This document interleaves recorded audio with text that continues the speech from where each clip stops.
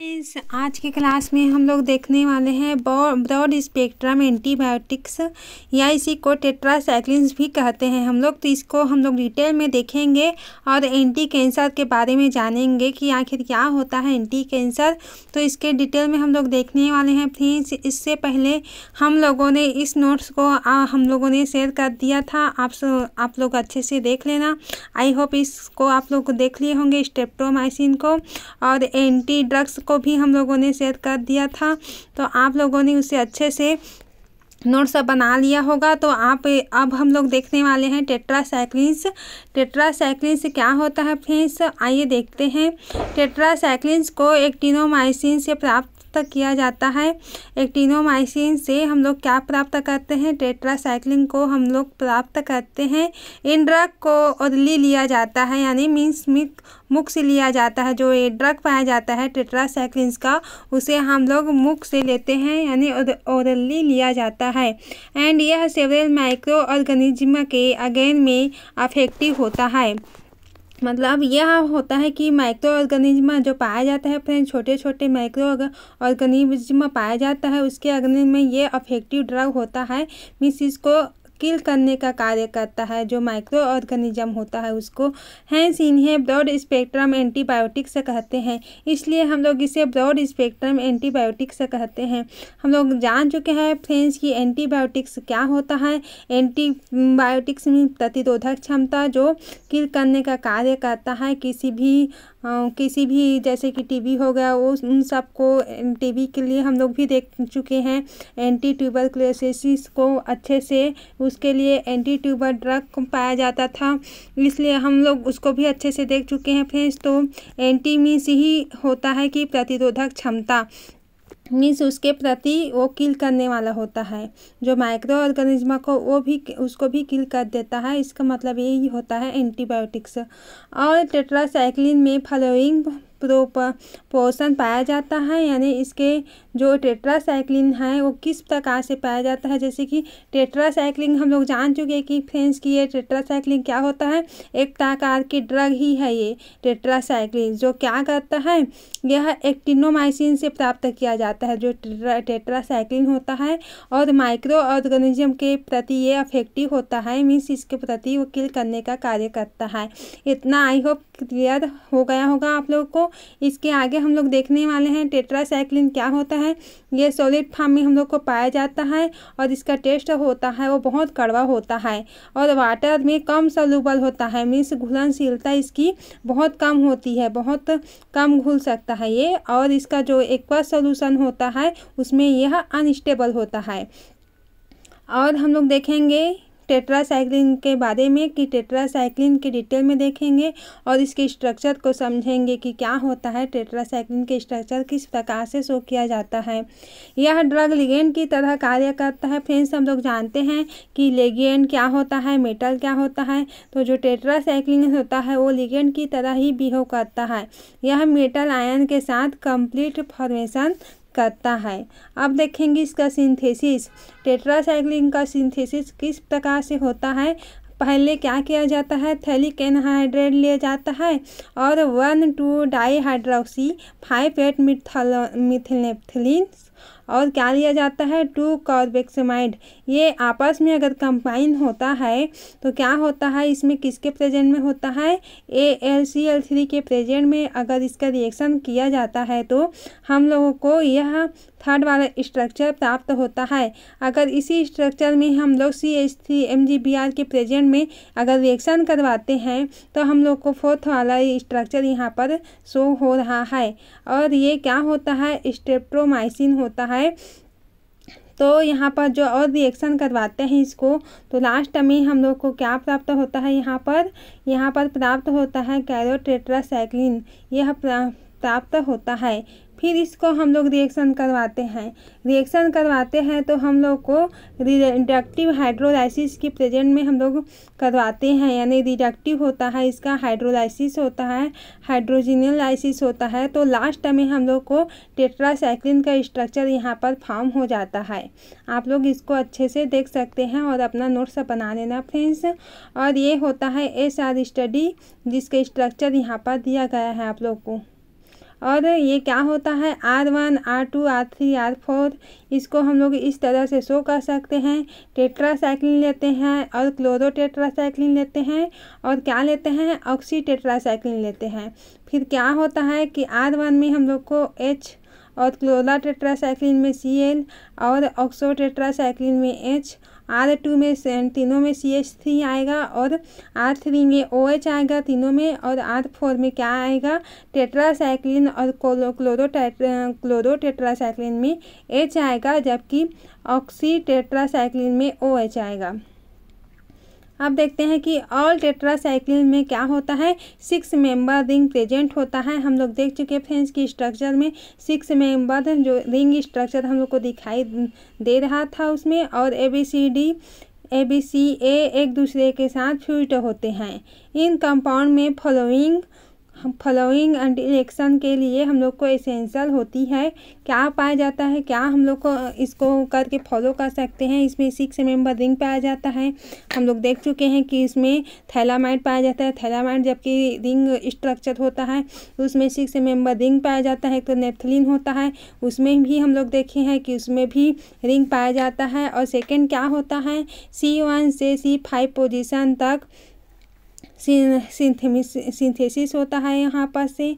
और जो थर्ड होता है वो होता है C2 पोजीशन पर एमाइड का फंक्शन होता है। और यहाँ पर सेकंड में हम लोग देखे हैं कि C1 C5 पोजीशन में इनॉल सिंथेसिस होता है। यह आई होप क्लियर हो गया होगा फ्रेंड्स, इतना तक। अब हम लोग देखते हैं यदि C6 कार्बन पर सब्स्टिट्यूशन होता है तो यह कंपाउंड की केमिकल स्टेबिलिटी को कम करने का कार्य करता है। यदि कार्बन पर सब्स्टिट्यूशन होता है तो यह ड्रग की पोटेंशियल को इंक्रीज करने का कार्य करता है।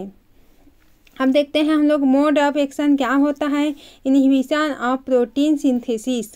ये क्या होता है इसको देखते हैं। ऑल टेट्रासाइक्लिन को ओरली एडमिनिस्ट्रेट किया जाता है। मीन्स हम लोग जो टेट्रासाइक्लिन ड्रग है उसको हम लोग ओरली एडमिनिस्ट्रेट करते हैं, ओरली लेते हैं उसको। तो क्या होता है, क्योंकि इसका इंट्रामस्कुलर जो होता है वो होता है, अगर इंट्रामस्कुलर रूट में हम लोग डालते हैं इसको, ड्रग को अगर देते हैं तो हम लोग को पेनफुल हम लोग को अफेक्ट दिखाई देता है, यानी पेन होता है वहाँ पर से हम लोग उसको लेते हैं तो, और एब्जॉर्प्शन भी पुअर होने लगता है। और अगर लिए ड्रग को तो वहाँ पर एब्जॉर्प्शन भी बहुत कम मात्रा में होगा। सेवरल केसेस में स्लो इंट्रामस्कुलर इंजेक्शन दिए जाते हैं, रेयरली रिक्वायर्ड होता है। यह बहुत रेयरली मतलब रिक्वायर्ड होता है। जब हम लोग उसको इंट्रामस्कुलर में देते हैं तो रेयरली रिक्वायर्ड होता है, जबकि हम लोग ओरली एडमिनिस्ट्रेट करते हैं। हम ड्रग को हम लोग हमेशा ओरली ही लेते हैं। साइड इफ़ेक्ट क्या होता है इस ड्रग का टेट्रासाइक्लिन ड्रग का साइड इफ़ेक्ट क्या होता है उसको देखते हैं। यह ड्रग होता है GI मीन्स होता है गैस्ट्रो इंटेस्टाइन टॉक्सिसिटी करता है। मीन्स ये हम लोग के लिए टॉक्सिसिटी मीन्स टॉक्सिक होना, मीन्स जहरीला होना। तो ये गैस्ट्रोइंटेस्टाइन के लिए जहरीला होता है, इसलिए इस ड्रग को थोड़ी थोड़ी मात्रा में ही दे सकते हैं, इसको एक ही साथ नहीं देते हैं इसको। और सेकंड होता है यह हाइपर सेंसिटिव भी करता है। Other side effect is S following, जैसे कि होता है नोसिया, रोमेंटिक, और ये होता है डायरिया। डायरिया क्या होता है फ्रेंड्स, हम लोग सभी लोग जानते हैं कि डायरिया क्या होता है।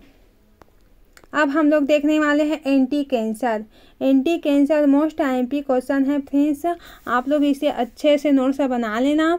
यह क्या होता है, डेक्टिनोमाइसिन होता है, डेक्टिनोमाइसिन या एक्टिनोमाइसिन D, इसे बोलते हैं एंटी कैंसर को।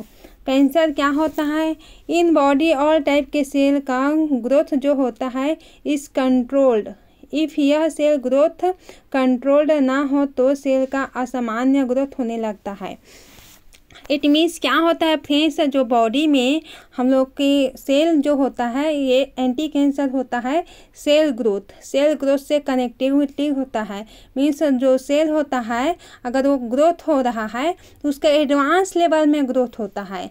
सेल का कई जैसे कि सेल नॉर्मल ग्रोथ ना हो करके उससे और ज़्यादा ग्रोथ होने लगता है, वही एंटी कैंसर होता है। एंटी कैंसर के कारण जो सेल होता है वो अधिक से अधिक ग्रोथ होने लगता है। इफ़ यह सेल ग्रोथ कंट्रोल्ड ना होता है, सेल का असामान्य ग्रोथ होने लगता है, जिसे this is called anti cancer. This cancer cell body के अदर पार्ट में भी एंटर करते हैं जो सर्कुलेशन प्रोसेस के द्वारा होता है। यह जो एंटी कैंसर जो होता है वो अदर बॉडी के जो अदर पार्ट में भी वो इंटर करने का कार्य करता है, एक ही जगह नहीं रहता है। मतलब इसका मेन टॉपिक है कि सेल का ग्रोथ होना, सेकेंड होता है कि यह एक ही जगह पर के ना हो करके अलग अलग जगह में यह होने लगता है। मतलब अपने जो वृद्धि है, सेल की वृद्धि है, उसको ये बढ़ाने का कार्य करता है। इस पॉइंट में कैंसर सेल डेवलप होते हैं। In normal cell when DNA damage होता है। इसके कारण हम लोग जानते हैं फ्रेंड्स कि डीएनए क्या होता है, डीऑक्सी राइबोन्यूक्लिक एसिड होता है। और आरएनए भी जानते हैं क्या होता है, हम लोग डिटेल में उसको देख चुके हैं, पहले हम पढ़ चुके हैं। तो हमें कैंसर सेल ऑब्टेन होता है। डीएनए डैमेज होता है तो हमें कैंसर सेल जो होता है ऑब्टेन होने लगता है। डीएनए डैमेज हुआ तो सेल का जो होता है वो सेल जो है ग्रोथ करने लगता है और अपने जो संख्या है उसको बढ़ाने लगता है, जो आगे ग्रोथ करके ट्यूमर का फॉर्म करते हैं।